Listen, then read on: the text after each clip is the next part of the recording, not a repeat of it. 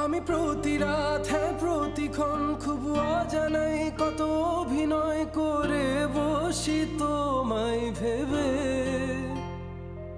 আমার অযথা সব লেখা গান সব শুনে মন করে উচ্চাতন, তুমি বোঝনি কেন আমাকে?